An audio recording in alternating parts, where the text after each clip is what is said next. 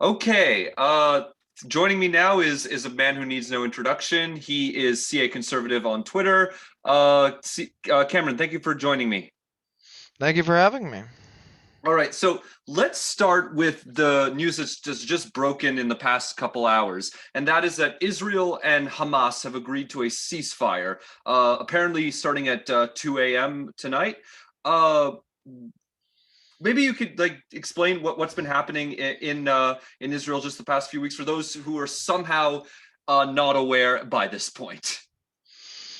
I envy them.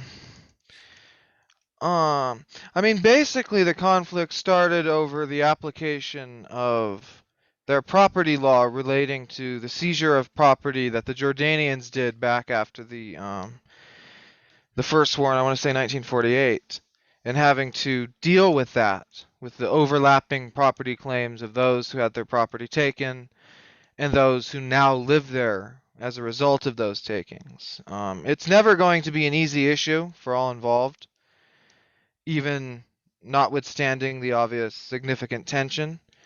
Um, Hamas saw the opportunity after the riots at the Al, whatever that mosque is called, the Dome of the Rock is called, Or is it Al basically, Aqsa?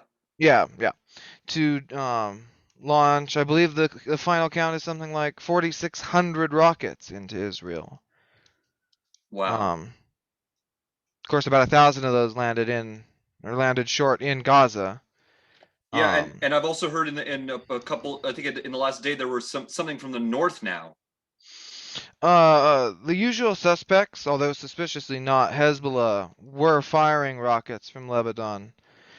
And nobody, both the Lebanese army and the UN mission in the area wanted nothing to do with that and quickly handled those who did it.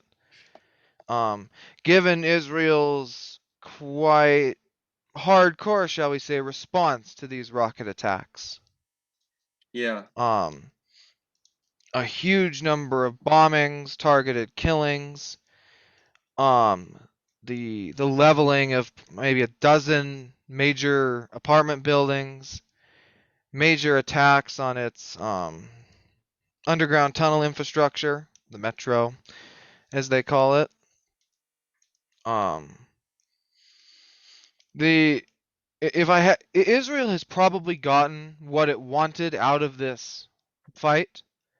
Hamas has taken major losses. Many top of its top leaders have been killed. Its major rockets depleted. Its offices annihilated.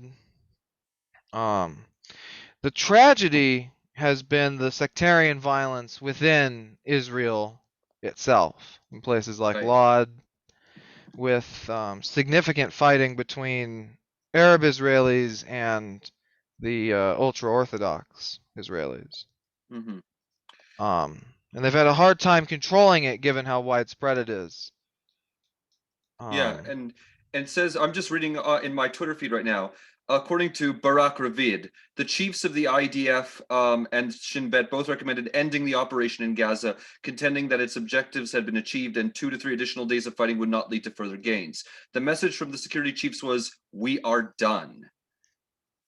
well, seemingly they've accomplished their goals. I mean, they've probably killed over 1,000 top operatives of Hamas.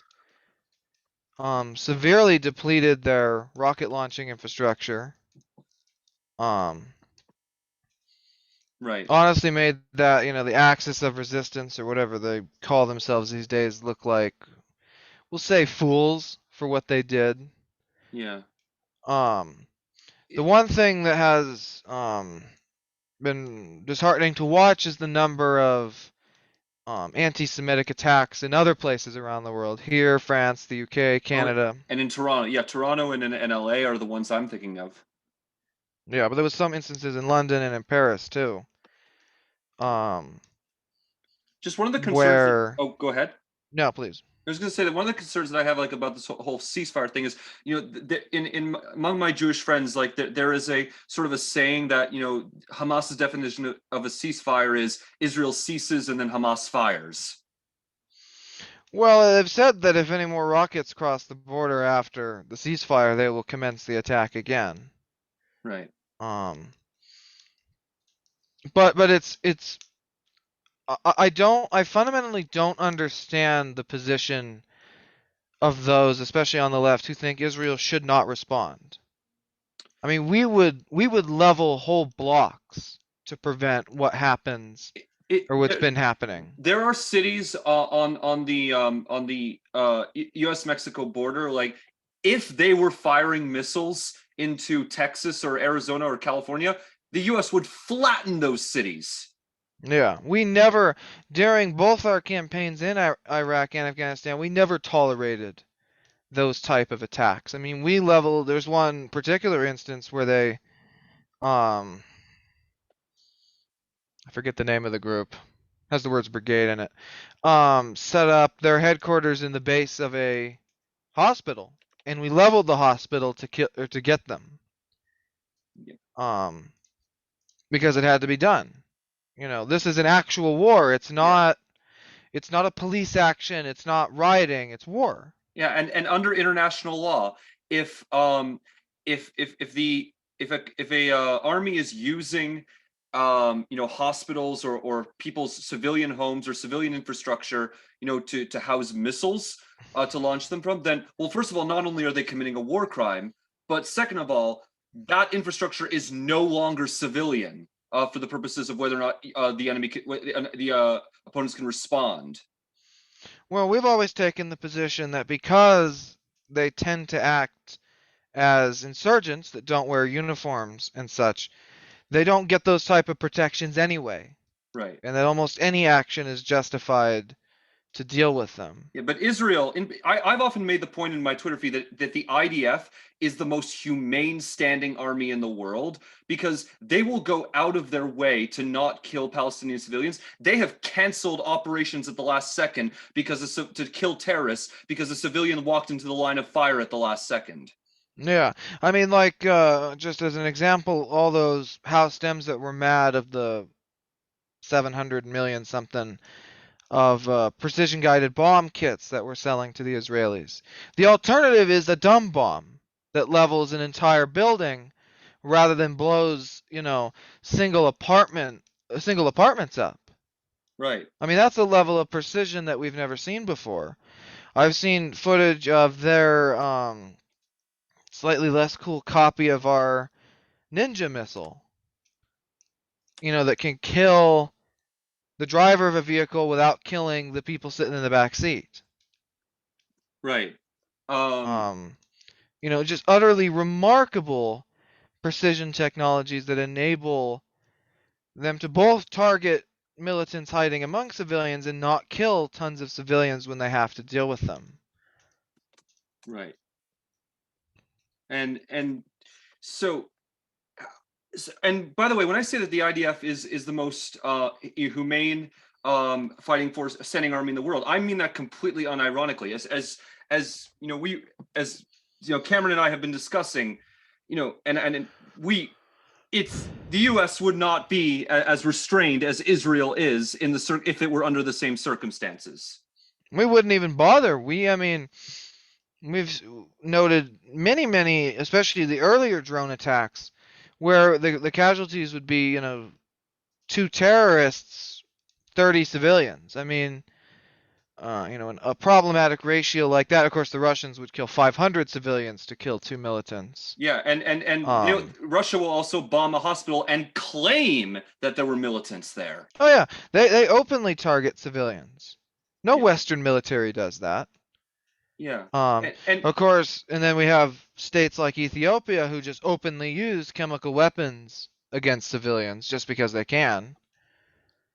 yeah. Um, And one thing that I this is fitting in, to a whole broader debate, and this is something that actually my father has been, pursuing it. The one of the good things that the Trump administration did, because I feel like this whole thing, ties in that Israel is held to a double standard because it's the Jewish state. And one of the things that, that the Trump administration did, to their credit, was they adopted the IRA definition of anti-Semitism. That's something that Canada has also done. I don't know if you're familiar with well, that. Israel and Jews at large are the only people that have to answer for everything any one of them has done. Yeah. They're held to a standard that um, is right out of the 1930s in terms of violence, that nobody who uses that standard would ever accept for themselves. Right. And Um, I would also and say that that we were talking about communities that, like, in Israel, that Jordan sees. There was also incident fighting in 1929 through the early 1930s where Jewish communities in the Mandate of Palestine, as it was called, were evacuated because of interethnic, like, so Arab violence. Hebron was an example of this. Gaza had a Jewish community until the 1930s.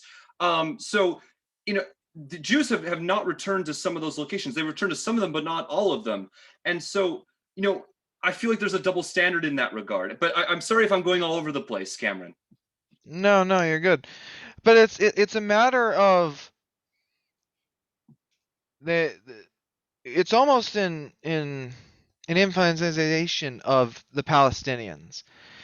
I mean, they committed, both them and the Arabs back in the 1940s and 50s committed far more violations of today's international law than the Jews and Israelis ever did in their campaign to prevent Israel from becoming a state. Um, the modern state of affairs as it is what it's going to be. When people say, there's somebody on Twitter who's always like, something needs to change for the Palestinians. But why? They refuse to change. Well, They continue to present an unacceptable threat to the security of Israel. The rest of the Arab world is tired of dealing with them because of this immaturity and inability to recognize that peaceful coexistence is the only way. Um, their only attempt at a real democracy resulted in them voting in a literal terrorist organization. yeah. And so any claims of, oh, this is historically our land, but why? When what they do with the land they have now is use it to build rockets and, blow buses up and, do all these nasty things. It's sad, but there's Right. little alternative, I think. But I guess I take a sort of a slightly different take, but I feel like it's along the lines of what you're saying. It's that if you're, there are a lot of people, who are rightly concerned about the humanitarian situation in the Gaza Strip. But I would say, if you want to improve the lives of Palestinians and be concerned for their welfare, then call out Hamas for what they're doing. Hamas is using Palestinian civilian homes to stage rockets to fire on Israeli civilians. Why they can't call Hamas out for that is beyond me.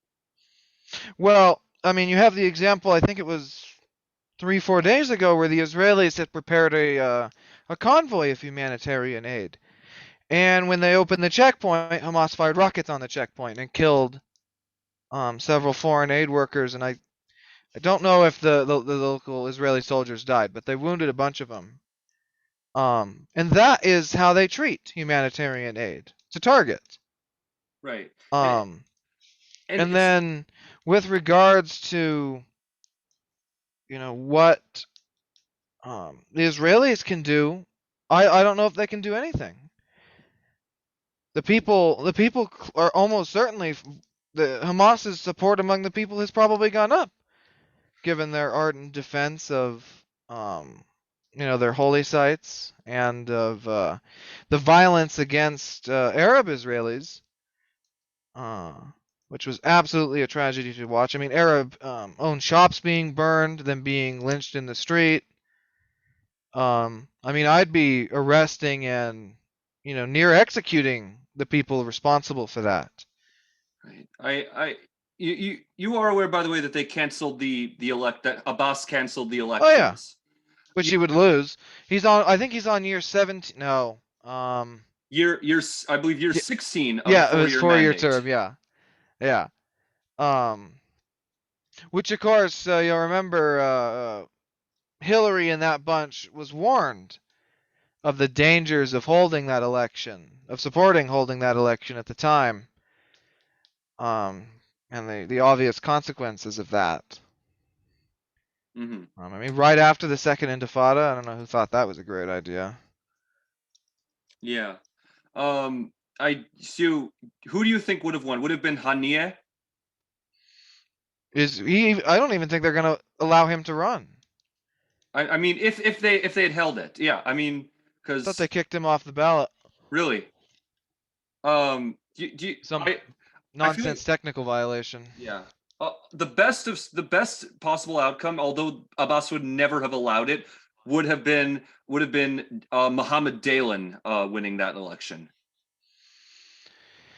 It concerns me how many articles I've read in the Western press about how good of a guy he is. That generally gets people killed in I that part of the world. Yeah, he's living in exile, I believe, in Abu Dhabi.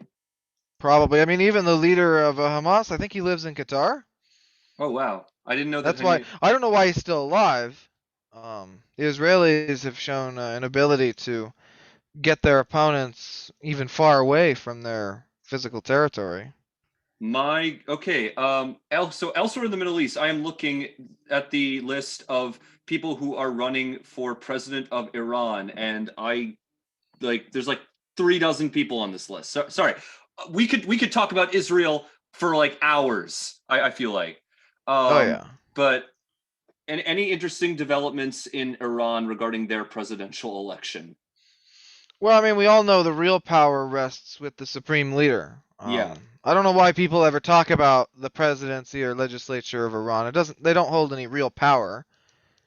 It's not remotely a real democracy. Um, there's very little point to lending it any credibility. well, I don't think it really is great that Ahmadinejad is leading in the polls. But I mean, the more aggressive stance taken by him is simply um, them being more vocal about the approach they've taken all along. Yeah, I mean, during the so-called forget the name of the moderate group. Before Ahmadinejad came in, they absolutely supported and funded the insurgency in Iraq. right. Um, they were just more loud about it when he came to office, and afterwards they continue to support insurgencies there and in Yemen and in Afghanistan. Um, it's Don't the Iranians really distrust their government right now? it doesn't particularly matter. It's like the Soviet people distrusting their government. So, I mean, I read like a year ago that apparently that the Iranian people, like would not, distrust their politicians so much they would not believe a thing that came out of their mouth, which one comedian joking meant, and even if that thing was the actual coronavirus. well, they got hit very hard the first time around. So, Yeah, um, I mean, we all know they lied about right. the final totals they got, Yeah. but I mean, it's a matter of the government is simply not responsive to the will of the people, and actively hostile to a lot of the people in the case of the Kurds, especially. We're gonna jump around all over the world. Let's go to the United States for just a moment. You might have seen the news that they passed a commission to investigate the events of January 6th. Is this yet another blow to McCarthy? I don't know why he's the minority leader, quite honestly. The man has no charisma. I've disliked him for a long time. Um, he seemingly has no strong base of support given he's from this state. Um, and was this a personal blow? No. I mean, it's obvious that there are significant intra-party disagreements on the issue. Um, and I think it is right. I mean, I would have voted for the commission personally, but I think we are right to fear what they could dig up, given the actions of the less than honorable gentleman from Arizona, especially, um, in their role on January the Gosar? 6th. Yeah. Ay, ay, And so a lot of those people had a lot of connections with the people that did this. And so, um, one could worry about what such a commission could reveal. And I mean, I just don't think it's been a great couple weeks for McCarthy, given that he just replaced a 95% conservative rating conference chair with a 77% conservative rating conference chair, and as well as recommending a no vote and being bucked by that by 36 House members. So I just don't think it's just been a great time for McCarthy. I just think that he is going to. I mean, I've seen generic congressional ballots that say D+8 in Reuters. I think there was one that was R+1. But I don't know how well that particular poll was. But I'm just saying, like, if those are the numbers that hold up going into 2022, are Republicans going to be heavily relying on gerrymandering just get over the line? Well, I mean, 2020 was what, D4 or 5-ish, Mhm. and we almost won. A Right. year can probably be anything redder than D2 or 3, and we win a majority. Right. Did Republicans win the congressional vote in 2020? No. Okay, I But was I do think I read a stat today that we won the congressional vote in 29 states, representing like yeah, 290 electoral I think votes. Wisconsin Republicans won the congressional vote. I think in Georgia and Arizona they won the congressional vote. Yeah. But Arizona. okay, that's only but that my count is that was only 269. So I'm guessing there's another state involved, like maybe Pennsylvania. I don't know. Probably that. Yeah.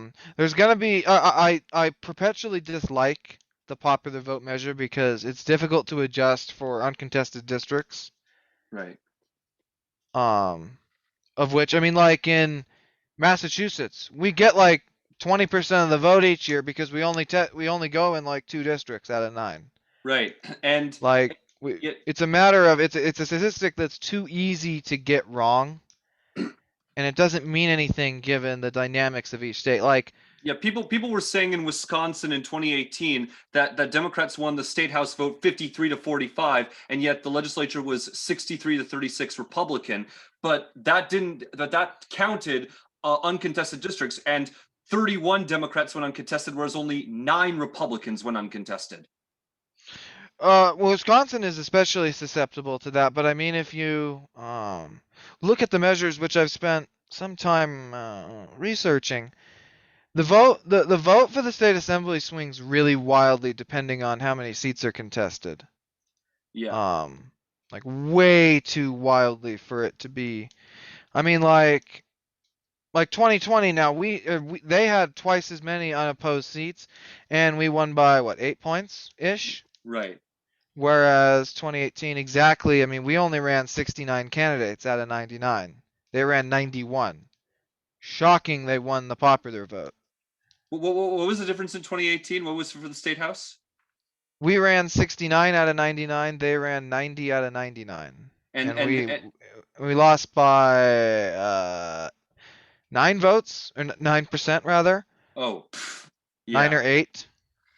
Yeah, when districts go uncontested, I'm of the opinion, by the way, that every district should be contested. Should not be funded, but contested, because you never know when a ballot screw up is actually going to open up a seat that is safe for the other party, but you're the only candidate somehow on the ballot.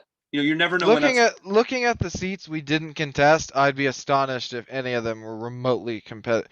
I mean, they could run somebody who they could run a mass murderer in downtown Madison and still beat us by 20 points. right. No, but there are times where, like, I think this happened in a state house district in New York City, where due to some sort of filing error, I think the Democrat had to write a write-in campaign.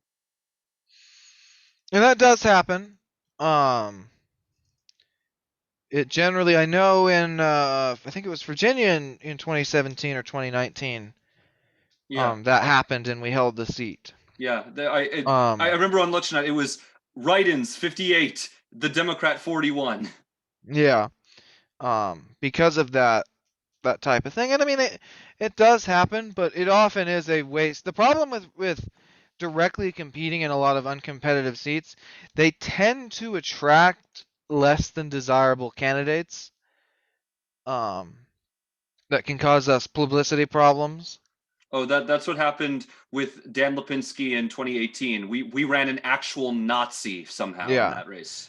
And so avoiding that is probably worth losing the popular vote because we don't get, 25% in every urban district. Is Marie Newman's district potentially winnable? It's Marie Newman holds a seat. I think it's a white working class district. It was I don't know how much Biden won it by, but it might be. I think it got a bit redder. Not when they released their new map. Oh, didn't Republicans add Marie Newman as a target? Probably, but redistricting, I mean, even if we manage to take control of the Illinois Supreme Court, Don't we I have still doubt we. control of the Supreme Court because of the weird way that they are elected? No, we have to win that seat next year to have control. That's insane to me that Republicans are able to win the Supreme Court because just on the strength of districts having wildly different amounts of people in them. Am I? Is that? Do you not know what I'm talking about? No. I do. They don't. They don't really have wildly different numbers of Right. people in them. I think just someone was pointing out that the Supreme Court has never extended one man, one vote to Supreme Court districts. Just looking at the map, it looks pretty good population-wise. Three Right. districts for Chicago, or for the, what is that? The county of Chicago or whatever. Yeah, Cook County. And then 4 districts for the rest of the state. That's probably close enough. Mm-hmm. I don't think they're allowed to split counties, but if you don't do that, Right. yeah, as of, so, they're not that even. Yeah. You're agreeing with me? You're not liking They what you're seeing? they need to do some redistricting. Yeah, no, I don't think they've redistricted that thing possibly in decades. Yeah. Although it's not it's not too difficult to fix. What's the total? So that 8 million, 10 million, 13. You have software that allows you to calculate this stuff, don't you? I'm just doing it in my head. It's not that abominable. Yeah. The second district needs to be about halved in size to be realistic, but 3 districts. Yeah, so I was gonna say 3 districts in Cook County. I would say you want at least one district that is in the other parts of the Chicago Metro, and another one that is mostly in the other parts of the Chicago Metro. No, but the problem is the first district, which is 3, has 5 million. The second district has, or no, the first district has 5 million. The second district has 3. The third has 2. The fourth and fifth have 1. Yeah, that is not great. Like, it is fixable though. They could easily fix that if they really needed to. Yeah. Illinois is an interesting state. The governor tried to raise taxes on himself and other millionaires, and the voters wanted nothing of that. Oh yeah. Well, why would you vote? Why would you support that? Because according to them, your taxes are not going up. The rich people's are. Yeah. But I like how we can still win on those issues in places like Illinois and California. Like it's a bit ironic that the progressive ballot measures tended to pass in the red states and the conservative ones in the blue states. Well, ballot measures are simply a way for the voters to express opinions contrary to those of the people they elect. Right. So it's not surprising they go in sort of an opposite pattern. But I've noticed that in some Republican states, this is mostly in Republican states. I don't know any Democrat states have done this. They're trying to roll back ballot initiatives where they exist. Like in Florida, they've required that there be some sort of review to whether a measure violates the federal constitution. The state Supreme Court has used that to prevent them from voting on legalizing recreational marijuana. A law that is not enforced, that is not in the U.S. Constitution, but it's still on the books. So the courts are saying you can't do that.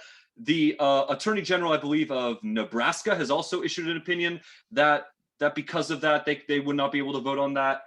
And the big development was in Mississippi, where the state Supreme Court basically gutted the entire initiative process in order to strike down a ballot measure against legalizing recreational marijuana, and in doing so, they also probably struck down the voter ID requirement. I do believe it was medical marijuana was the Oh actual yeah, statute, sorry, medical marijuana, but no, but that ruling, despite its rather nuclear result, was the correct opinion. The Constitution on the issue is really poorly written and absolutely has to be amended for the process to work. yeah, As of course the process as written in the Constitution doesn't work. The way the Attorney General wanted to do it was an absolute violation of the English language. because 5 does not equal 4. Yeah, the idea that for the Constitution there are 2 sets of congressional district, it's ridiculous. And Yeah. that court redistrictings do not count as like that. That's nonsense. Yeah. And so repairing that is going to take the legislature doing it. Yep. And I would even in any such amendment they should probably consider retroactively applying the fixed rule to bring back both the marijuana one and all the other stuff we've passed. Yeah, no, the ones that I'm pretty sure that are gone now are voter ID. Although I think Jeffrey Skelly thinks that there's an enabling legislation that's still there, and the eminent domain limits. Yeah. Well, everything is going to go away as a result. No, of that. but so, only everything since 2000, because that's when Mississippi last had 5 congressional districts. Yeah, and so, it's going to take a constitutional amendment to fix that. If they did not permit legislative constitutional amendments, then you'd have to violate the Constitution in order to fix it. But until then, we can talk about other stuff. Like you might be happy to hear this. The bill that would have abolished the death penalty in Nevada died in the state Senate after the governor basically remained uncommittal and then basically said, "Yeah, this thing's not passing." I did see that, yes, which quite amused me, given how angry the usual suspects were at our favorite journalist from Nevada. Oh, yeah. Are we referring to the same person? I'm thinking of Tabitha Mueller. No. Well, maybe not favorite, but most well known. What's his name? Not relevant? I don't know how to say it. Does he work for the Nevada Independent? Yeah. Okay. Yeah. No. I'm thinking of someone completely different from you. Yeah, but they were spending a lot. I saw his replies. They were pretty bad. Yeah. So that happened, but it still happened in Virginia. Nevada, I believe, has only biennial sessions. I believe so. I believe I thought they did a form of emergency session a ton. I know Texas is pretty strict about its part-time legislature, but I don't know the rules in Nevada. I thought for some reason Nevada, Montana, and Texas were like the 3 states where the legislatures under normal circumstances were biennial. Yeah, although can you describe any of this as normal? Right. I mean, I've been hearing that so also on the death penalty front, South Carolina now has the firing squad. I think that what's happening is that states are sort of giving up on lethal injection. I think they're sort of realizing, yeah, this is not going to work, and they're going. They should have given up a long time ago. That was the problem. Yeah, I think that in terms of efficient, like botch rate, I would say that lethal injection is easily violates the 8th Amendment. I would say that if you want to, the only constitutional methods, in my opinion, would be the guillotine and the firing squad. I mean, I don't know. I think the 8th Amendment does permit it, but it's become too difficult to do. Right. It's gotten too expensive and too difficult to get the drugs. There's too high a likelihood of it screwing up, so you get more lawsuits as a result. Whereas firing squad, assuming they don't miss, yeah, it's pretty good. The guillotine and the firing squad are, they never fail. Yeah. So well, the guillotine actually can, but the firing squad generally won't. Right. Oh wow, I did not know that the guillotine could fail. If the knife isn't sharp enough, it doesn't go clean through. Okay. But what I'm amazed by is despite the recent, over the past year, the spike in murders that have taken place in the United States, I am genuinely surprised that the support for the death penalty has only remained steady. It's like still just in the low to mid 50s, like it hasn't risen dramatically. Well, I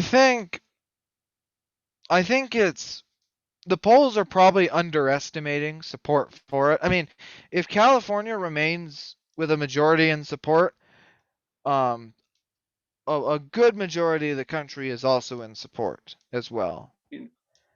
And so I So think you don't think it's active like 50, opposition you don't think it's like 54, 55%? of the country, no, it's still probably in the 60s. Because I know it Um, was 80%, something like that in the 90s, recently as the 90s. yeah. Oh no, it will slowly decline and will probably eventually die out, but Yeah. It young was people remain supportive enough of it. it was very briefly a plurality support in 2016, but then I think it climbed up a little bit after that.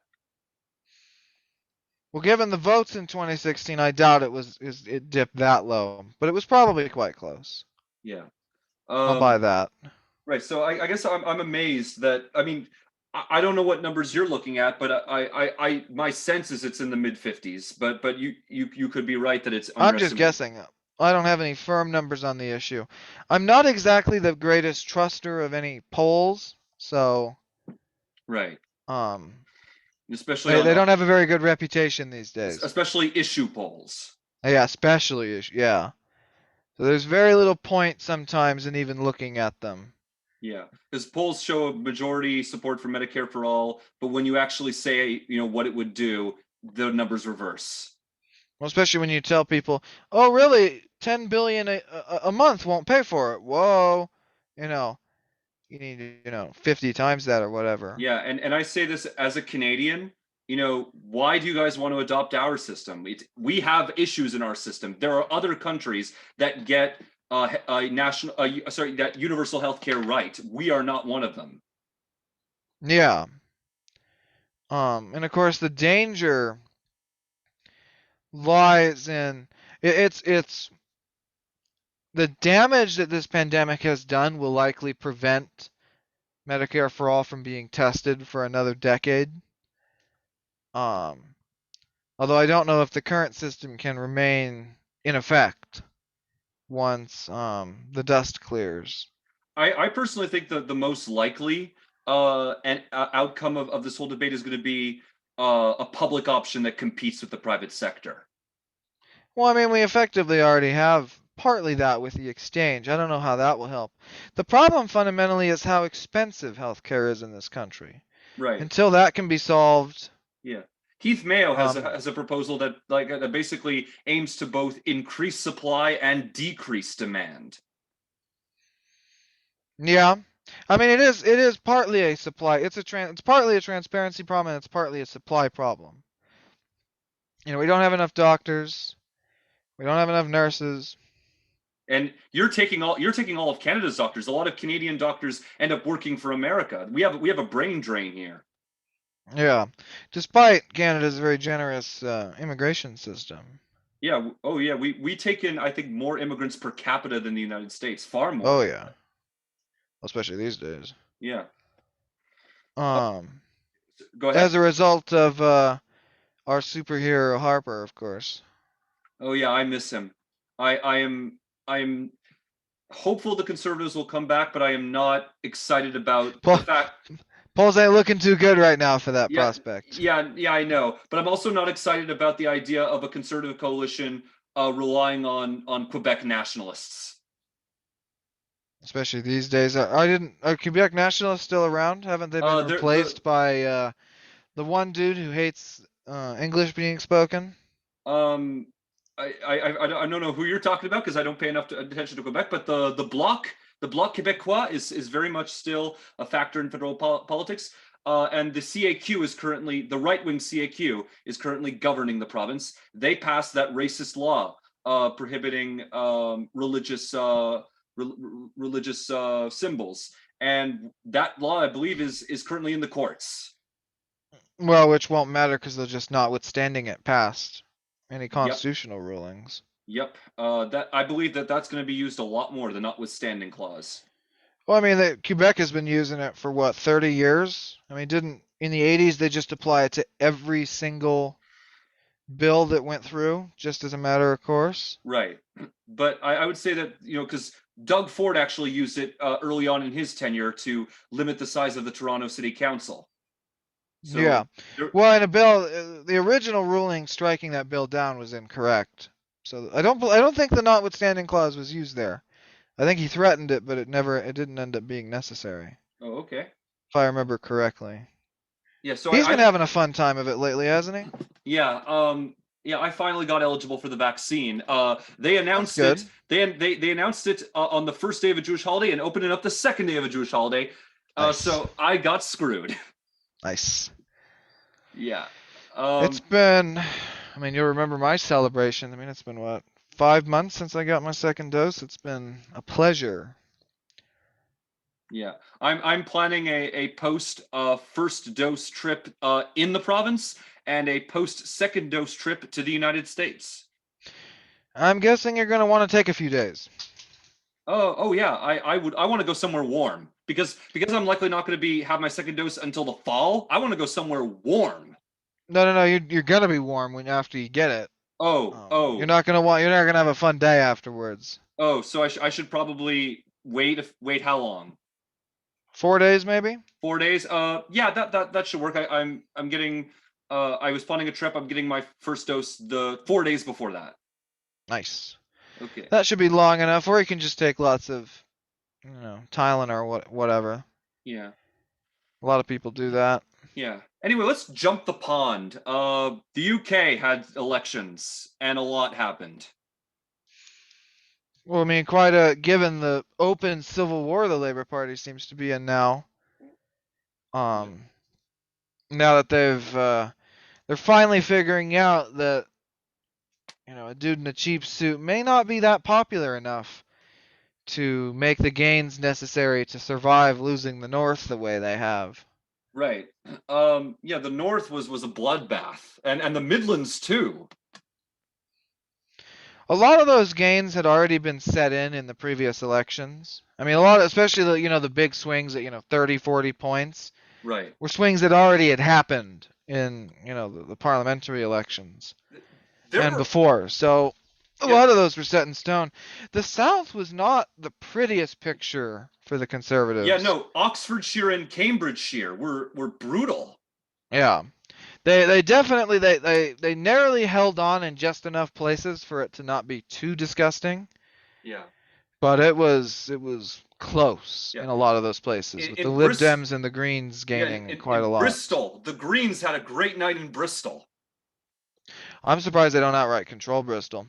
I heard that there were at least two councils where a coalition of the Greens and the Conservatives knocked off previous Labour administrations, The only thing I and heard they've been about was complaining about that. the only good news I heard about for the Conservatives in the South was them coming to power in Cornwall. A lot of those, the South, they're picking up all the old UKIP seats Yeah. back from 2015 and such. So, or Right. 2015, that era. And so there's still gains to be made, especially in like the Southeast. Yeah. But the In Southwest is going to quickly become a dangerous place for the Conservatives in the long term as well. Yeah. I mean, there was I mean, yeah, Cambridgeshire, like Conservatives lost. It went from Conservative to NOC. Uh Yeah, yeah, which and generally means a non-conservative administration. Although I think in at least one place they could. No, I did see the oh, localists joined with the yeah, no, opposition. no. According to this, according to what I'm looking at, Oxfordshire went from Conservative NOC Conservative Independent to NOC Lib Dem Labour Green. Yeah, a lot. You're going to see a couple of those, both there and northeast of England or of not England, London. Yeah. So so it's I personally is it analogous to what's been happening in the United States of the red to blue versus blue to red shifts, like, because I feel like there's analogies to what's happened in the United States. Well, I mean, the starting positions are not identical, but the trends are, generally speaking, identical. Right. And I think that the first early sign of that, I believe, was Hartlepool. Yeah. A defeat for Labor above what I predicted for it. I mean, they lost by double digits. Yeah. They didn't even get a third of the vote. I mean, how pathetic is As that? recently as 3 days before the election, there was one person I saw who thought it was going to be a Labor hold. Labor was predicting doom. They almost I know they tried kind of hard for that the Scottish by-election like a week after and lost. Yeah. But I knew that they were starting to downplay things It's there and were trying to hold elsewhere. The big shock for me was in London. I expected Bailey to get taken out, but he only lost by like 10 points. Yeah. No, I think it was slightly worse for Sadiq Khan than last time. Yeah. Um, Against somebody who never should have been the king. I mean, Jesus, Zach Goldsmith. right. What an Yeah. idiot. Also, I actually read somewhere, by the way, that that the shifts in the north were actually starting to happen before the referendum. And in fact, in 2015, there were actually some red wall seats that went blue under David Cameron. Well, I mean, he proposed a referendum. Europe was still a significant issue. I mean, UKIP in the year before in 2014 took a lot of those areas. Yeah. The only thing And I'm so it's looking at, not new there. right. Yeah, so that's just why I think, so there were some people who were saying, there was one Labor commentator who was saying, this is proof that these elections are proof that, this is not just a one-time thing about Brexit. This is an ongoing shift, and trying to appeal to these Brexit voters is not going to do us, and is not going to do Labor any good. Well, a lot of them are probably still re-winnable. The old unionists. But not if the far left continues to inhabit the Labour Party. Oh yeah. Um, Has Sir Keir done a good job of rooting them out, or not Not really? really. Right. I know all the usual suspects are still in the party, except for the man himself, and only because he's a deeply anti-Semitic guy. Oh, he was awful. Like, I, Um, I was saying this, to one of my friends, is that, on this Discord channel I was at, when I remember there being a Jexit from the Labor Party during Corbyn's tenure. yeah, 2017. Now that was a scary election, Oh, oh yeah, oh and it was definitely. only Scotland who saved the Tories. Yeah. Speaking of Scotland, what went wrong for the SNP? Because Well, in I my mean, in my opinion, what happened was unionist voters got smart about who they voted for. while they didn't win a majority, they did pretty good given the number of scandals they have. Yeah. Was Um, Alba a factor? Because I don't think they were a factor ultimately. I'd actually like to yeah, look at. they There didn't were get some. any seats, did they? They were. I just No, they was. failed. They didn't get any regional seats. Yeah. Oh, did they compete for any constituency seats? I don't think it would have mattered. I didn't. The constituencies didn't seem particularly close. Yeah, no. I just wondering if one of them was on a knife edge. If any of them were on a knife edge. Well, I mean, there's plenty of unionist tactical voting still is not that strong. Right, but it seems to have worked this time.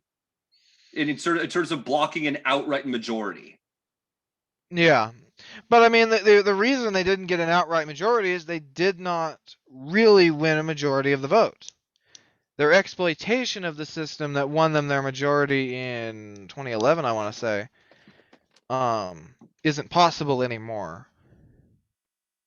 Right. Oh, I don't see any calculation of Alba's vote in the constituency. So maybe they didn't contest the constituencies at all. I don't think they did. A lot of parties didn't. Yeah, Even the Greens don't. They they don't. only Even the Greens don't do that. they only got 1.66% in Yeah. the regional votes. I don't know if I really buy the projections right now that the SNP basically sweep every Scottish seat. I don't know if I buy that. Um, Right. Given they But did not in this I mean, the Tories held their border seats. yeah, the border seats, and I believe, what was that seat that they Aberdeenshire West? That was the seat that decided it. Yeah. Well, they lost Edinburgh Central. They lost that, which wasn't surprising. They only won it with what, Yeah, 30% of the vote the last they time? also lost Ayr, Yeah. and Labour, I believe, for their part, lost East Lothian. Labour didn't do well at all. They Yeah, no, got they had a very disappointing time in Scotland. Or yeah, third place. yeah. Although from what I saw, like there were Tories who voted Labour in the seats where the Labour had the best chance of holding the seat, and Labour voters did the same in such Tory seats. So that's what I mean when I say that Unionist voters got smart this time. Yeah. It just usually is. I mean, they each side represents about half the electorate. So if one side has near perfect tactical voting and the other side has anything less than perfect, the nationalists are going to win. Right. And I mean, I that's think not I think I surprising. think in the regional vote, the nationalists did get a majority. It was pretty close on each count. I think it was within a point for both of them. Right. But I would say that there is not a mandate for another referendum. Yeah. And the truth is, Boris Johnson can just, just refuse to hold it. Like he can basically show he doesn't care with regard to, to Scotland and even to London. He's trying. I was reading an article in The Economist just this week. He's basically trying to, badger London and try to extract concessions from them because he knows that plays popular. Boris Johnson does with the places that are voting for him. You know what I'm talking about? Yeah. Well, I've heard their latest planning reform scheme isn't going the way that they need it to go. And this is not unique to the UK. Housing is a significant problem for right-wing parties all over the world. Here, Ireland, the UK, can't all the above basically. Um, and the fundamental problem is that the only real way to affect housing reform is to override the sensibilities of local communities and people, Right. which is a difficult thing to spend political capital on. Do you think there's going to be a general rollback of devolution? No, Okay. no reason for it to be. Devolution has worked quite well in most places. Right. I just know that Um, the current prime minister has never been a fan. well, I mean, he was the mayor of a devolved administration, Right. so no, I mean, Tories have always been more pro-centralization, but they have taken quite great steps towards devolving the West Midlands mayorship, the Manchester Yeah. one, Yeah. The Conservatives won one the more. the Conservatives flipped West Midlands mayorship before the referendum. Yeah, and held it by a I mean, that was a very impressive win by someone whose name I've forgotten. Almost over 2-1 over Labour. Yeah. Um, and so that was a sign to things to come, of things to come. Yeah. Of things to come. Yeah. Yeah. Yeah. That was also. I think it helped. I think, in my opinion, that from what I've heard, that the mayor of the West Midlands has actually done a good job. Yeah. Beyond a good job, I would say. Yeah. And that has enormously helped the Tories hold on in a lot of places, especially there. Because I mean, before they were not doing all that good, but Right. um, seems to be doing better now. Yeah. I was actually so. I'll just look here. Oh, here's the West Midlands. Wow, that is an impressive, an 8-point margin. Wow. Yeah, that's Or what was the other one? Oh, Blair Valley is the other one. Blair Not Valley, Blair. Not Blair Valley. What's it called? It has the word valley in it. Blythe Valley, I think is what you're. Blythe Valley, yeah. I don't know. Was there a mayor race there? With let's see what it's called. Also, I think people took an interest in police and crime commissioner elections this year. The Tories did amazing with those. They got over 2/3 of the seats, Hmm. if I remember correct. Let's see.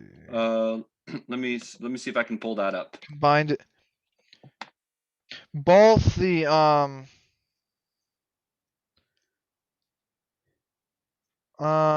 oh the Tees Valley is the one I'm thinking of. Tees Valley. Oh yeah, Tees Valley is right outside Hartlepool, right? Yeah. Uh, to get ish, probably. yeah. Yeah, it is. Yeah, it's in the same neighborhood. Oh yeah, They Tees Valley. technically, sadly, the conservatives are or were down two with the combined authority mayors, as Wikipedia puts it. They lost two of them. Oh wow. One by quite a lot, and one sadly quite narrowly. Which ones are the combined authorities? Because They I'm lost the west of England, west of England. which is like Bristol-ish, Oh yeah, because and that's an then area that's not Cambridgeshire and Peterborough, which isn't surprising. well. Yeah, no, but west of England if it's Bristol, then yeah, that I'm honestly not surprised that conservatives may have done pretty badly there. Yeah. What the West is actually, in general is, I'd say outside of Cornwall, that's a pretty good area for the opposition parties. Maybe not necessarily Labor, The but Green Party got 22% of the vote in the first round, which kind of tells you what you need to know. oh wow, that's a close result in Cambridgeshire and Peterborough, and I'm surprised it was that close considering this is historically Tory area, but this is an area that it was heavily Remain from what I Cambridgeshire and Peterborough. Well, not all these councils had all that many seats up, only a third or half, which definitely helps. Right. But I was going to say, so first of all, before I get to, I was going to say something about Northern Ireland, but first I'll ask about Wales. From what I saw, better night for Labour than expected, worse night for Plaid Cymru than expected. I don't know what the Welsh nationalists were doing. They got wrecked. Like, Yeah. not even close wrecked. I mean, they were predicted to become the second party almost. And they lost And seats. yeah, they lost seat. Like, it was almost a House Dem moment for them. Unexpectedly losing a bunch. Why, I don't know. Welsh Labour has not done a particularly good job, but I guess the people felt they did good enough. Yeah, so no, I was expecting Labour. I was expecting a three-way tie. I was expecting Labour to lose quite a few seats. Yeah, I guess we're lucky that they did that, so the Labour wasn't reliant on the Nationalists for their majority. Yeah. Because I always felt like Eastern Wales is an area where conservatives could gain or have been gaining. I think for a bit Yeah, well, they recovered those seats they lost in 2017. in 2019 or this year. No, in 27. No, no, or the parliamentary seats. Oh yeah, Because they didn't do too well in 2017, and I think they yeah, recovered, especially in that northern area. right. By the way, I because what I was saying to you earlier about the whole thing that if Boris Johnson wanted to, he could stonewall any talk of a referendum because it is within Great Britain. He reigns. He has the final say. And none of the devolved authorities have a referendum authority. So even if there's overwhelming support for it, he could just continue saying no. Well, I mean, had the SNP won the majority they did in 2011, it would not be tenable for the UK government to refuse to grant them a referendum, which is a reserved power of Parliament. Right. But with a 50-50 result like this, why? Because there are some people who are actually thinking that with SNP in coalition with the Greens, that might actually make it more likely that they'll demand a referendum. Well, they have the votes to demand one. They just don't have the votes or the public support to get one. Do you think there's a possibility that Scotland could head down a Catalonia 2017 route? No, the Scottish government is not powerful enough.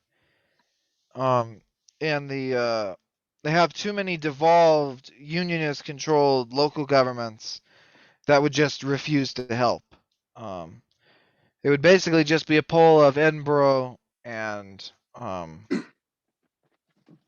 Yeah, of the rest of the SNP controlled areas, right. rather than the areas that actually voted no would just not hold a referendum. Right. Well, what's interesting about the whole Edinburgh thing is that Glasgow, I think, elected is become basically a safe SNP area. The SNP dominates there, and basically that's where Scottish nationalism, basically, started out. I've often made the Well, it started out in the Upper Highlands, in the right. 60s is where it I really came from. yeah, I've often pointed out that at least before the Brexit referendum, there was I believe, a vibrant Eurosceptic element within the Scottish nationalism. Yeah, they I mean the only areas that voted against the EEC were in Scotland basically. Yeah, I Obviously they're trying to present themselves as nice nationalists now. right. So, I don't know what the political history in Moray is. I just know that I believe that that was the only area of Scotland that came close to voting Leave. yeah, that's roughly correct. Yeah. But what it's worth noting is that as recently as 2014, like the Glasgow was basically SNP country. It's basically Labour got wiped out there at some point by the SNP, but before because it's more it's more working class, so it was more like the idea of more independence. But it's only, I believe, after the whole Brexit debacle that that the SNP has actually gained a foothold in Edinburgh, because I believe that prior to that, the Edinburgh wanted nothing to do with the SNP or with Scottish independence because they Well, were I mean more the S&P swept I think all but one seat in Edinburgh in 2015 before the referendum. no, 2015 was sort of before the EU referendum.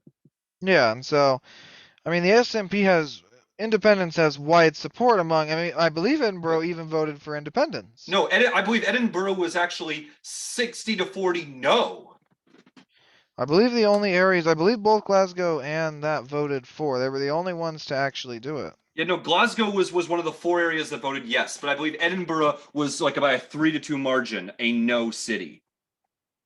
And what I'm wondering is, would that change now? Well, I mean, the referendum lost by double digits, so I imagine it'll be slightly better, but probably not by much. I think I would still expect a referendum today to fail. I'd expect it to be on a knife edge. I think it is a knife edge right now. That way it would go. Yeah, you would definitely you will not get a decisive result Yeah, for independence today. Um, Even though it would probably be quite close. yeah. A little too close for comfort, I probably. think we're talking like 1997 Wales devolution close. Yeah, except probably with the advantage to no. Yeah. But anyway, what I was, I guess, so gonna ask about, because we were talking about how Boris Johnson has the final say, but in Northern Ireland he does not. He actually is treaty bound to hold a referendum when the Secretary of State of Northern Ireland thinks that a majority would vote yes. Yeah, which I still do not think a majority would vote yes. So there is little reason for them to grant Right. Right. such a thing. But I was seeing, I don't know if they've released the census data yet, but they were predicting that this year nationalists will outnumber unionists for the first time. Mm, if you discount soft unionists, alliance voters, that's true. But nationalists still do not have a majority. Right. What I'm wondering is if they should just basically cede 4 of the 6 counties to Northern Ireland and just basically keep County Down and County Antrim, which are basically the east, and that's where the unionists still dominate. Doesn't help the divisions in Belfast, though. Yeah, Belfast would basically be divided under that circumstance. Like with East It'd be Belfast, chaos trying to organize that. It would be unpleasant, to say the least. yeah. Anyway, that's just my crazy idea for solving this issue and preserving a unionist majority in Northern Ireland, is basically limiting it to those 2 counties. But who knows? I don't know anything about how to solve problems in the UK. Um, I do believe that there was something interesting that happened this past week in Chile. They had some sort of vote this past week. Yeah, it's a very disappointing result, I think. So the neoliberal paradise is gonna end, it looks like. The right did nowhere near well enough to prevent a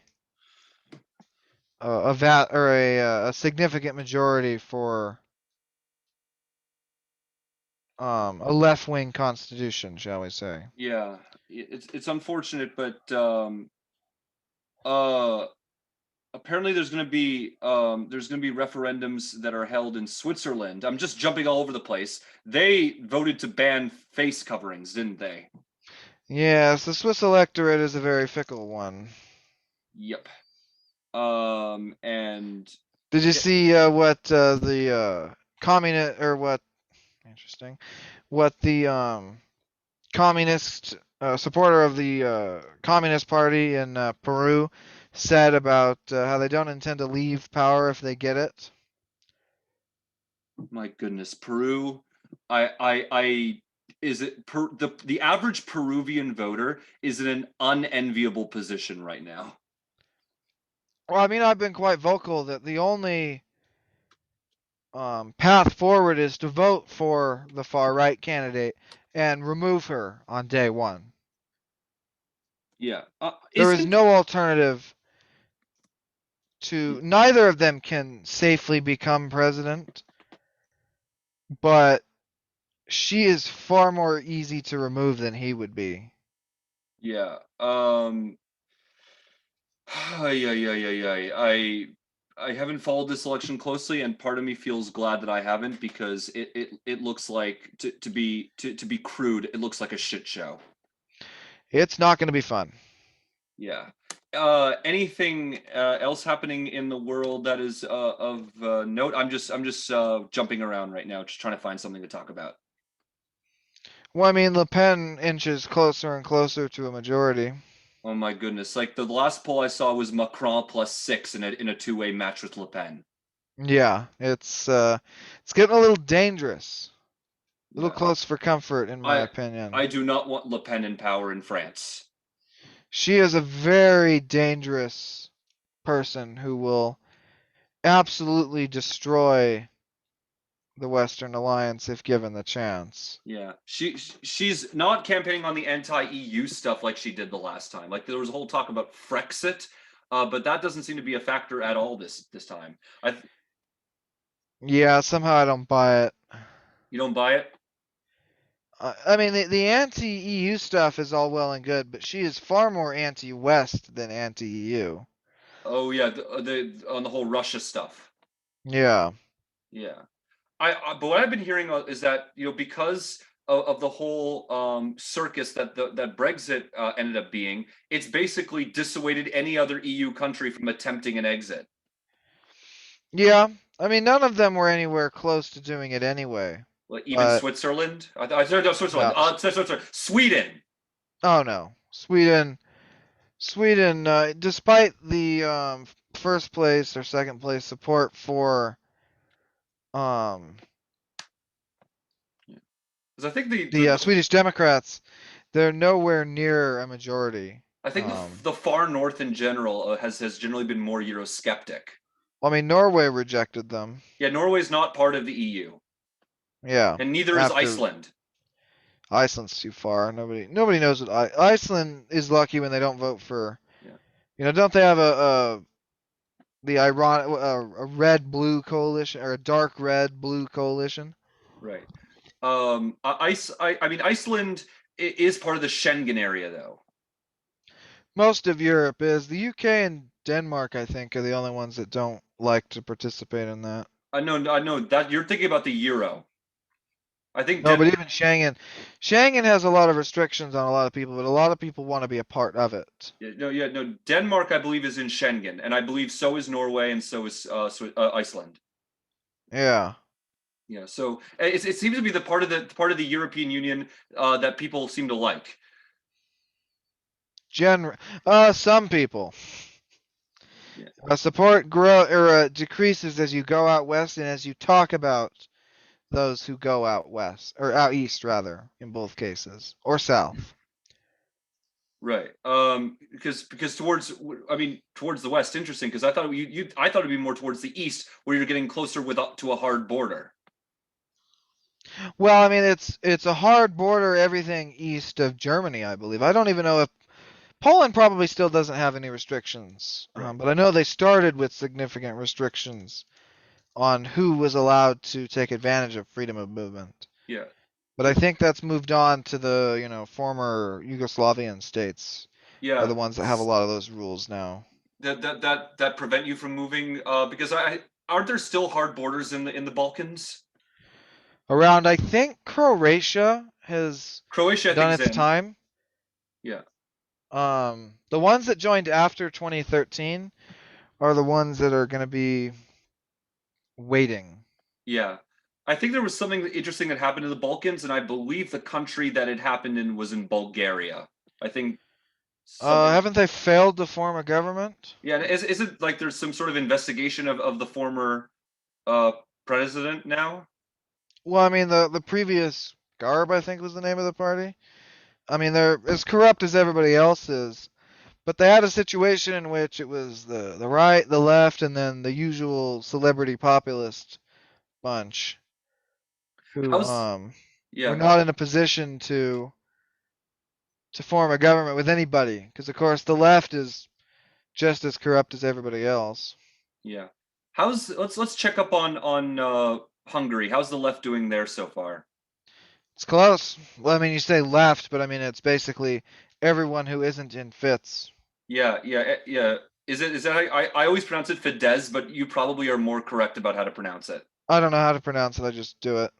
Yeah, I don't know I don't know Hungarian. It's like I've heard that like there's like a bunch of like languages, whether they are Slavic or whether they're Germanic. There are some similarities between various languages of Europe, whereas Finnish, Hungarian, and Estonian are the three that are very different. Yeah, yeah. I know the Czech Republic is going to an election soon that should be interesting. Yeah. Czech Republic Um, is basically flourished into a democracy, whereas Slovakia seems to be struggling. I mean Slovakia has a both. Got to see which one I'm thinking of here. I always You get Slovakia and Slovenia mixed up. is it in Slovakia has like a Putin file government? No, Slovakia has a.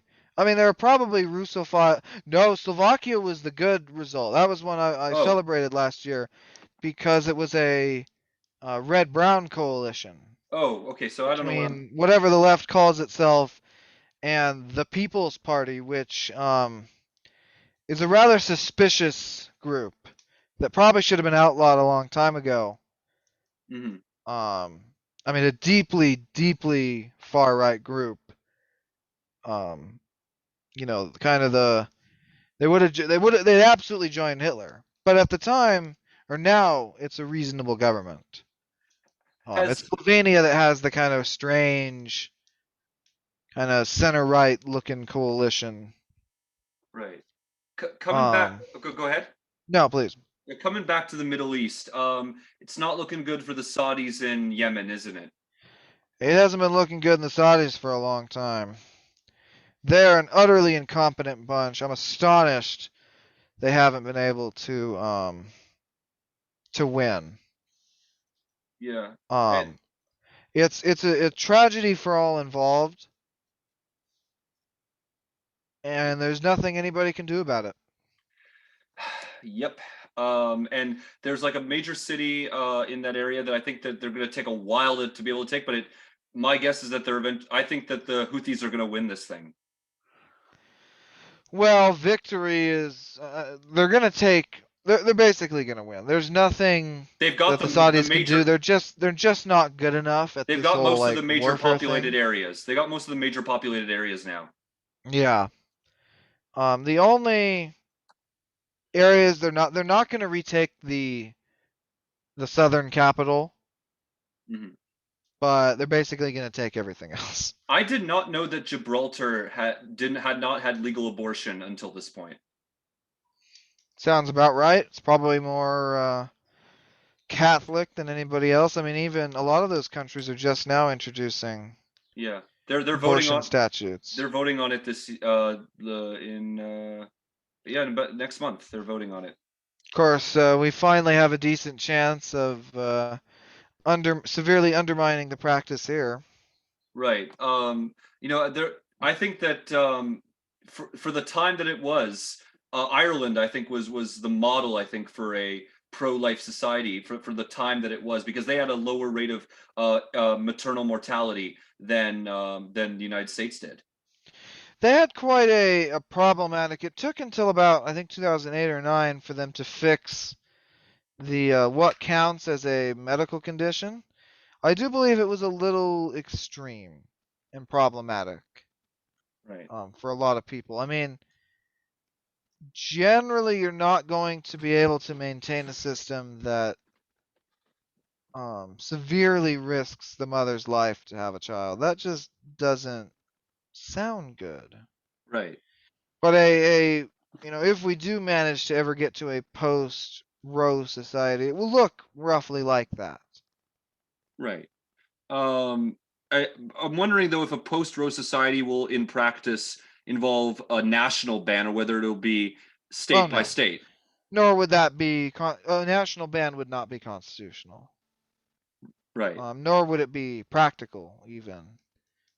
No way blue states would ever accept that, and nor should they be forced to.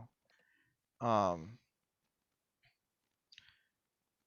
Yeah. we would not want nullification on par with the Fugitive Slave Act if we really push the issue. But I mean, we control enough states to undermine the practice enough to get a reasonable reduction Right. in the number of abortions per year.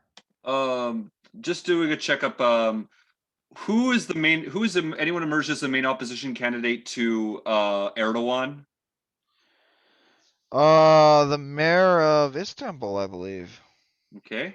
Forget his name, but he won quite convincingly after they tried to steal the election from him the first time. There's a general election in Turkey in 2 years from now, actually. I don't rate his chances very highly, at Uh, least if the election is remotely fair, Erdogan? which isn't a guarantee, yeah. His popularity has severely declined despite Turkey's victories in Syria, Libya, and Azerbaijan. Yeah. Same thing with Orban.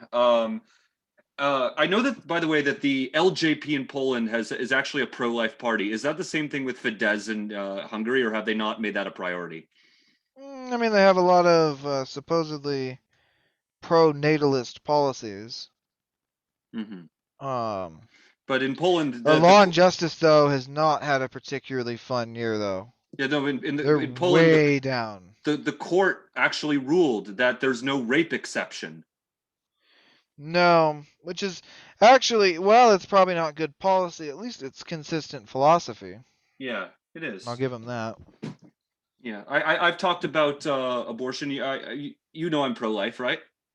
I do believe that's what I spent yesterday and the day before arguing with people about. It's generally not a worthwhile concept to talk about and debate, Yeah. for being honest. There's very little point to that in the vast majority of cases. And Um, yeah, it, because there's nothing to debate. right. You either believe that a fetus is deserving of legal protection or you don't. Yeah. And Um, and neither position is um, wrong per se. I'm not that arrogant, but it's simply something that is not going to be easily debated. right. And I'm just sorry. I'm just looking at Peru right now. I'm trying to see if there's any polling indicating which way this is going to go. I believe it's to a dead tie. The left has lost quite a lot. He had an extremely bad debate, I heard, which isn't remotely surprising given how absolutely radical he is. Yeah. I mean, like not even funny kind of radical. Like It's like kill next me radical. Lenin. Yeah, he's not a nice Marxist. He's an actual Marxist. Ay, ay, ay. Yeah, it's I'm so we're not. This would be worse than Bolivia. Oh, significantly worse. I mean, this man is probably to the left of Chavez. Jesus. Well beyond any of that lot. I mean, very dangerous, shall we say? Yeah, I don't see this ending well at all. And Well, I mean, there is a reasonable majority in the legislature, so if they are so inclined, neither candidate should present a significant threat. It's just one candidate, commands, a band of left-wing terrorists, while the other one, most of her terrorist supporters have already been, arrested or killed. right. um, just jumping around, like India has it's not been a great bit of time for the BJP, has it? They didn't do terribly badly in the elections. Right. They didn't do that well, but I wouldn't say they lost. Um, the hard part for them is just maintaining their overall stance. Hmm. Um, Yeah, just if they're what? able to do so, if they're able to get past this crisis after they not murder, but after they have, a lot of people killed, um, they can survive anything. Yeah. Does you think because I thought it for some reason they were going to come to power in West Bengal, but it turns out I guess West Bengalis just don't want what the BJP is selling. A lot of those places, none of the states up this time around were have been ever particularly favorable to the BJP. Right. Particularly in the East, though. Like, Yeah, but I mean, if you look at the map, like of the current lower house legislature, it's not a very orange place. right. Um, it never has been. The BJP doesn't need those areas to maintain control, Right. obviously. Obviously. Um, but it would have been one of those places it would have been nice to win. Yeah. Um, why don't we just because hopefully I'm gonna maybe get dinner soon. Why don't we circle back to the United States and talk about special congressional elections like the one coming up in New Mexico? Do you think that might be the first time Republicans can send a warning shot to Democrats? I mean, anything better than a 20-point loss, I think, will be a decent result for us. Right. Was that the case in Texas where we overperformed by 21, I think, from 2020?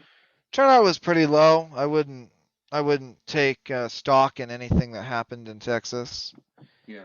At least too much. Right. Obviously, winning is good, but no, the real obviously the real exciting things were the Virginia? amendment results in Pennsylvania. Oh, yeah.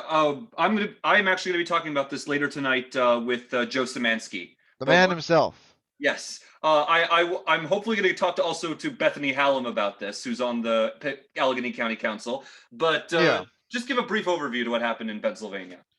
Well, I mean, both of the anti-emergency powers amendments passed by a wider margin than I think anybody suspected. I mean, I think it's like 8 points ish Is that what at the it's standing moment. right now? Wow. I checked last night. That's what it was at. It's Yeah. probably narrowed since then, Yeah. but a clear win for the legislature. Um, would I have preferred the Supreme Court amendment was on the ballot instead of this? Yeah, When's the Supreme Court but amendment going to be on the ballot? they haven't scheduled it yet. They decided these were more important. Yeah. A disappointment since they would have taken effect before the next round of Supreme Court elections. Oh, the next round Um, is this year. next year. Oh, next year. Is it this? It may be this year. You may be right. I don't know. But it's around that. Yeah. And so now they have to wait and hope Did that they can get it on later. did Democrats win the Ohio Supreme Court in 2020, or did they fall one seat short? They took one seat and lost one. Okay, so then they need. I think they We needed have to win. a we have a nominal majority. I think they needed to win both of them to get a majority. Yeah, of course. One of our people isn't the, let's say, most reliable out there, Right. just to use a phrase. Well, it's Um, it's it's Supreme Court. So what are you gonna expect? yeah, we'll say reliable just in the broadest sense. Right. Obviously, Supreme Court candidates bear no loyalty to their parties. What I think was really exciting, by the way, was what happened in Virginia. We avoided disaster, and we got a stellar slate of candidates. We do. We do have a very good slate there who have a better than nothing chance of actually winning, Yeah, no, this is which is these are probably more than we deserve. this is a lean D race for Democrats who are watching and wondering what's going to happen in Virginia. As far as I'm concerned, this is lean D. And as Dave Wasserman was pointing out, if Republicans can get Cuccinelli numbers in Northern Virginia, the rurals could actually be red enough to put them over the top. Yeah, I don't know if winning is a realistic prospect, Yeah. but definitely should try. Yeah, no, this is a race that Republicans would be stupid if they didn't contest. Oh yeah, and contest quite hard. We should try to do because I For mean sure. it's something we have a decent chance of actually achieving. I mean, especially because I mean New Jersey's a waste of time for us. Yeah, That's yeah. not going to freaking happen. But Even though it did in otherwise, 2009, but it's not going to happen this time because not national. 2009 anymore, sadly. Yeah, people are straight ticket voting these days. Yeah. Well, there's also no one. Murphy's not as unpopular as Corzine was. Right. Wasn't there a thought that Murphy would be vulnerable? Like, wasn't he? Not after Chris Christie. Oh, okay. I thought I'd heard some grumbling about him. Well, I mean the usual suspect. I mean, we have our share of the lean toss-up bunch who think Alabama's lean red. Oh yeah. Speaking of Alabama, it looks like they legalized medicinal marijuana this week, so that made up for Mississippi. So Mississippians could just go over the border. Well, not bring it back, not unless they amend the Constitution. Yeah. Um, Obviously the era of marijuana criminalization is coming to an end. Yeah. I'm. Do you think Biden would support a rescheduling? Because I've heard he's not so big about it. Mm, Probably just because of his the era in which he comes from is probably the result of that. But I would imagine rescheduling would get even broad support among our people. Yeah, no, I can think of almost 10 Republicans. Like just thinking of the Republicans in states with legal marijuana, you almost get to 10. Yeah. Yeah. Um, I'm marginally surprised Dems haven't pushed the bounds on some of that stuff. Yeah. I mean, they're wasting their time on a voting rights bill that will never Well, happen. on the state level, they're pushing more leftist legalization proposal. They want racial justice as part of it. Yeah. Well, and a lot of them are they're I don't 100% understand what their plan is. Yeah. Our people continue to be more and more aggressive in states with gun laws, with laws about Yeah. voting and elections administration. Yeah, someone just told me that in South Carolina they're legalizing open carry. Yeah.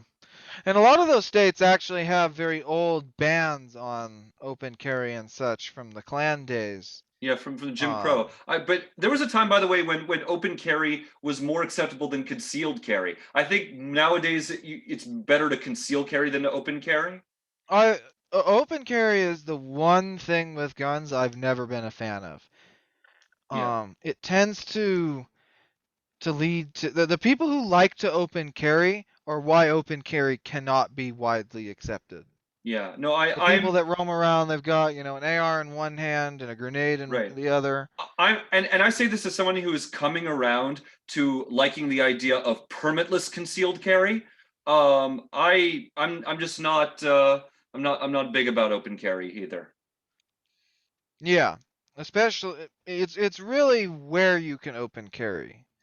Right. Um, and I think with the court taking up that New York, or I think it's from New York, that the Second Amendment case will roll back restrictions on concealed carry. Right. Oh, fun fact. Um, Do you know what was the very first state to allow constitutional carry and the one that's had the longest? Vermont. Yep, it's Vermont. Vermont, I don't think has any gun laws. Yeah, no, 2018 they might have enacted some. But I mean, they've had an extremely liberal in the classical sense regime since their founding. Yeah, Bernie Sanders, prior to his run for president, took some pro gun rights votes. Well, including on the issue of lawsuits. Yep. I believe he even opposed an assault weapons ban at the time. And I believe that he actually ousted a Republican because that Republican actually voted for gun restrictions. Yeah. Um, Yeah. it's an issue that we will eventually win, especially just given the Second Amendment is pretty clear. Right. I just think that people should not talk about the Second Amendment if they haven't read Scalia's opinion in Heller. Well, I mean, you've got people. I mean, the ignorance of those who talk about the Second Amendment is pretty obvious. Like they talk about the Second Amendment at like when in opposition to any restriction whatsoever, even if in Heller's opinion it would not violate the Second Amendment. Well, I mean, there are clear things that you can do, and that most people on both sides would agree, but it's the wide spectrum bans on certain guns you think look scary that Right. are going to get taken Right. down. You know, there are things that there were like four proposals that were being floated around after the Parkland shooting.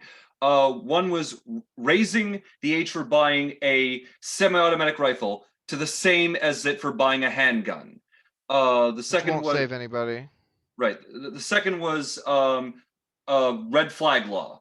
Third Which are was probably unconstitutional. yeah. Third was ban on bump stocks. And a fourth was a ban on semi-automatic rifles or semi-automatic All of weapons. which are probably unconstitutional. Yeah, you, fairly easy. the ban on bump stocks I don't think would be unconstitutional. And I mean, they're not. and raising I the mean, a age bump would stock not. fundamentally is not. It's not something that can practically be banned. Any idiot with a 3D printer can print a quote unquote bump stock.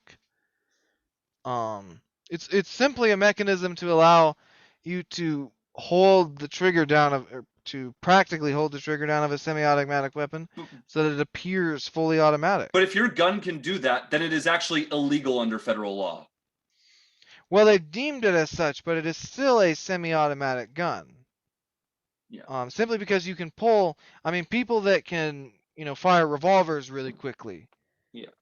They're not machine guns just because they have a high rate of fire. A fully automatic weapon has a practical definition.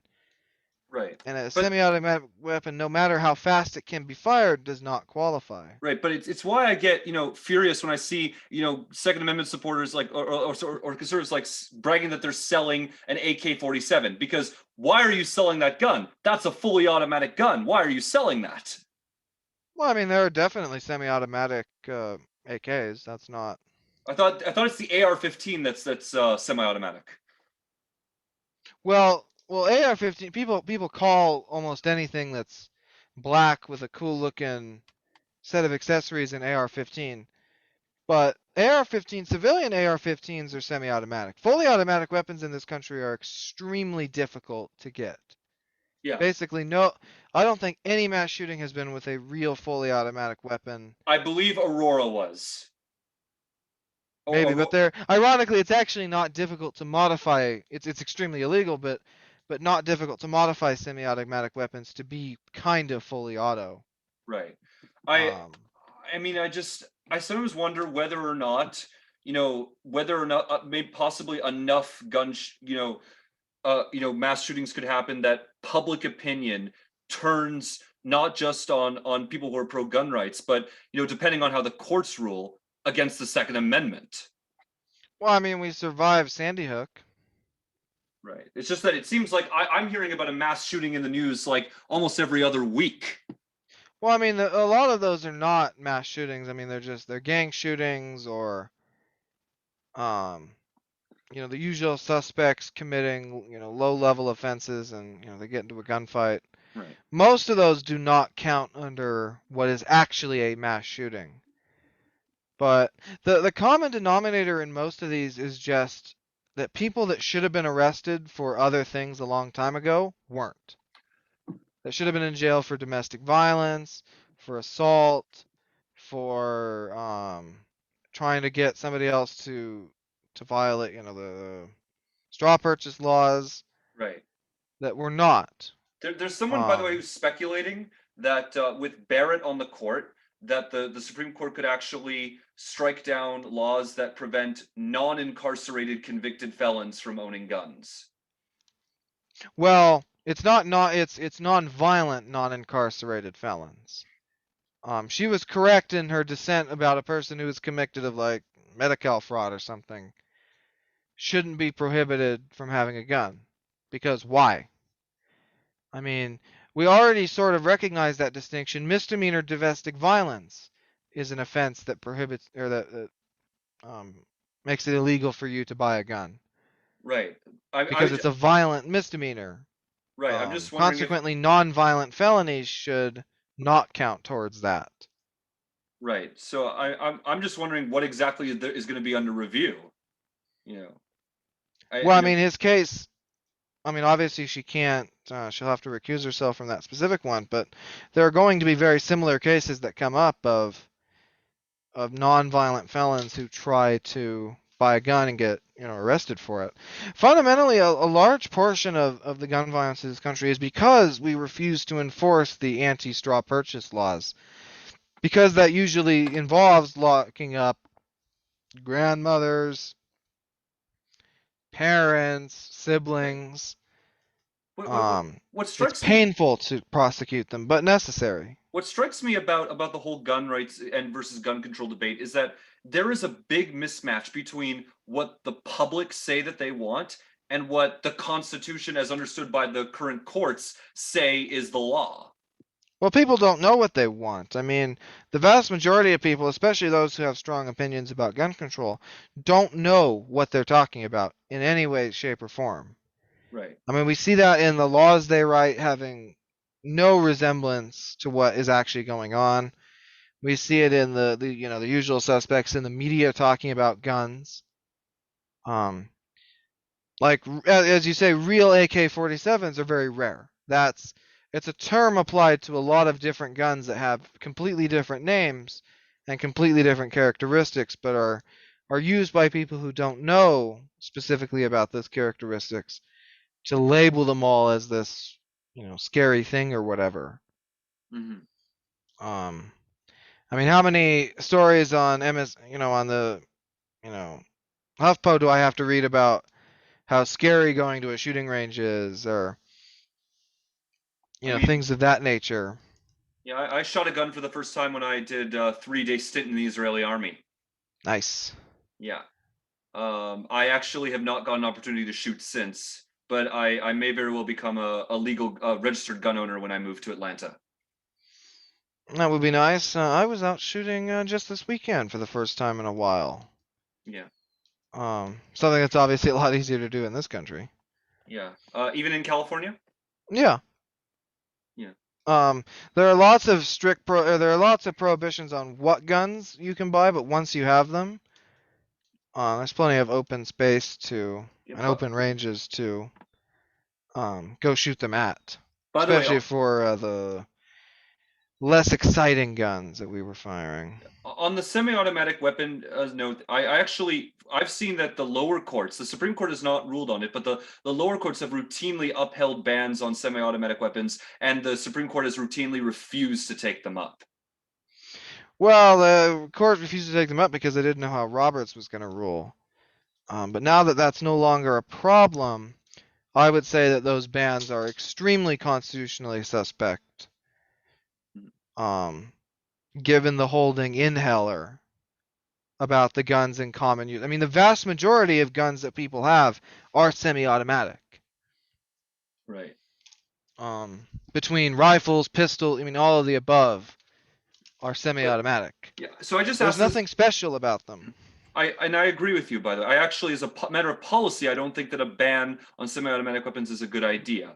But I guess what you were expressing skepticism about making the age for a semi-automatic weapon the same as for a handgun. I just to me it just doesn't make sense that you can buy a semi-automatic weapon if you're an 18-year-old, but you can't buy a handgun.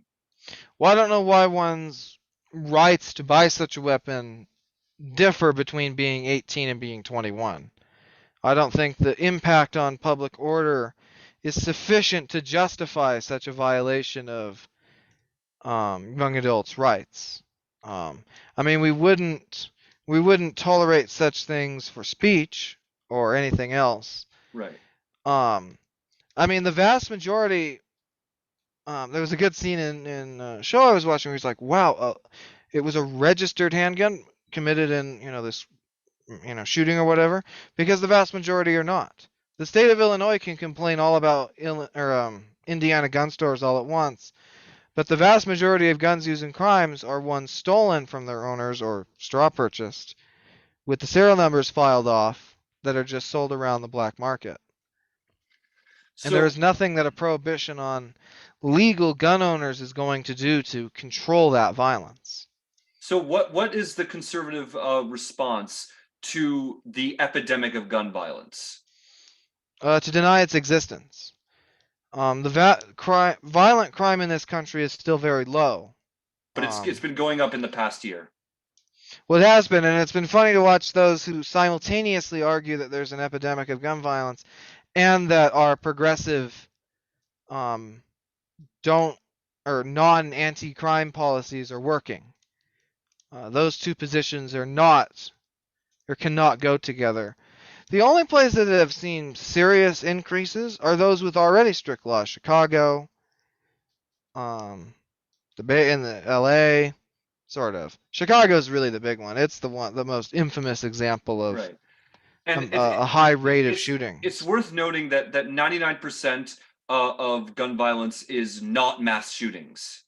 Yeah, it's simply a publicity thing with Yeah. this latest So batch. Every single one gets national news for coverage for now, for every whereas the vast person, majority are not really notable. yeah, for every person who dies in a mass shooting, there's like 99 others who die in a non-mass shooting.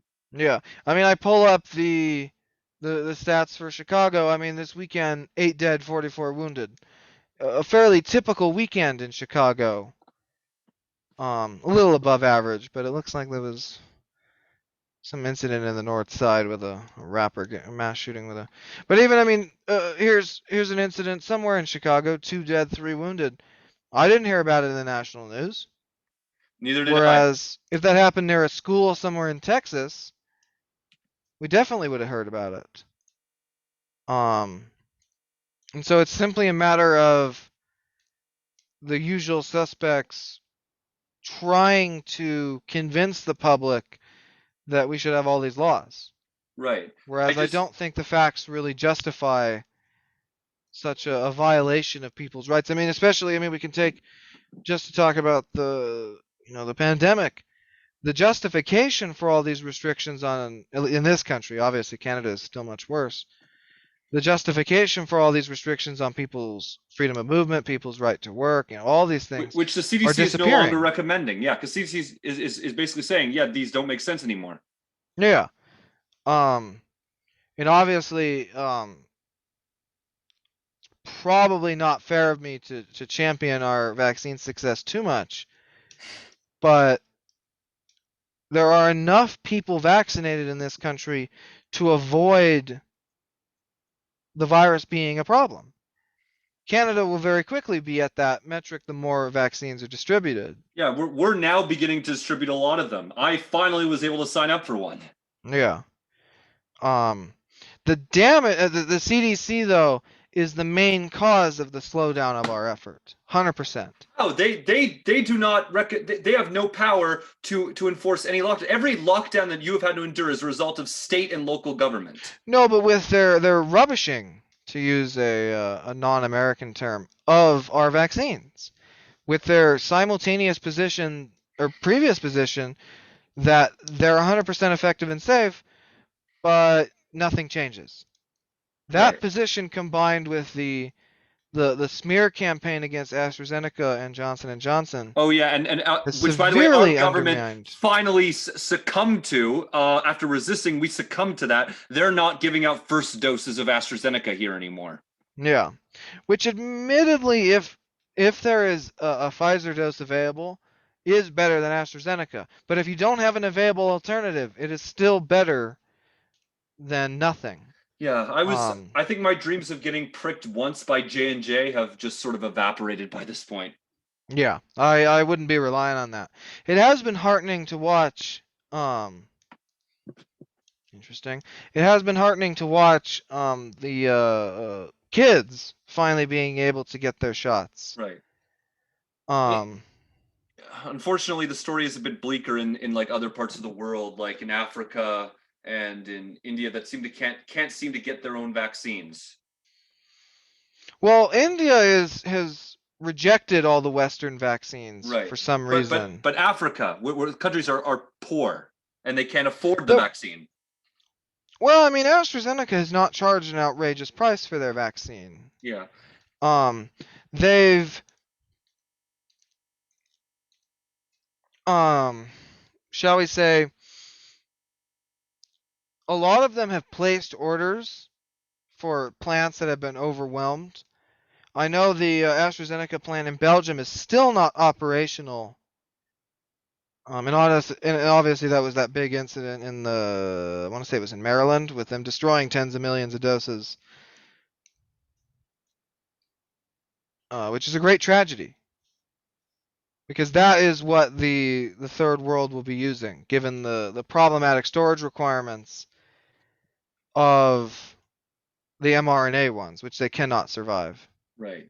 It's tragedy that many countries are having to rely on the China vax or Russia vax or whatever they're calling it. Those vaccines Yeah. which are empirically less effective.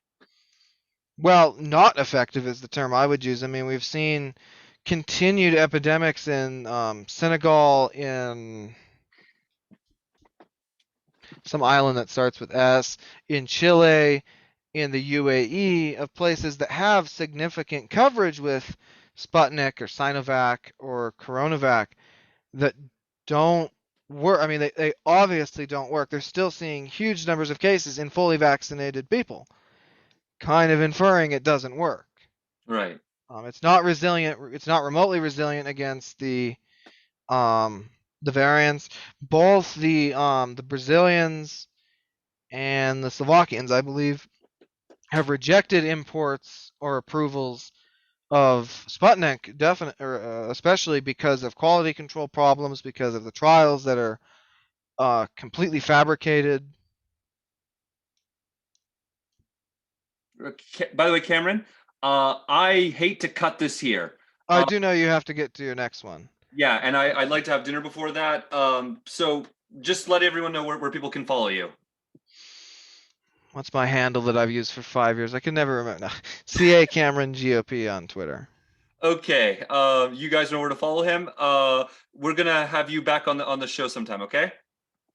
Thank you. Okay. Have a great day. You too. Enjoy your dinner.